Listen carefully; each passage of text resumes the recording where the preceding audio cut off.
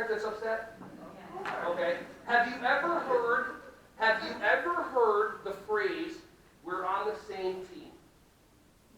What if you start the conversation that way? When the parent comes in, this or that, listen, awesome, thanks for coming in. Just want to confirm we're on the same team. We want what's best for Joey or for Susie or for whatever, and then let's have a conversation.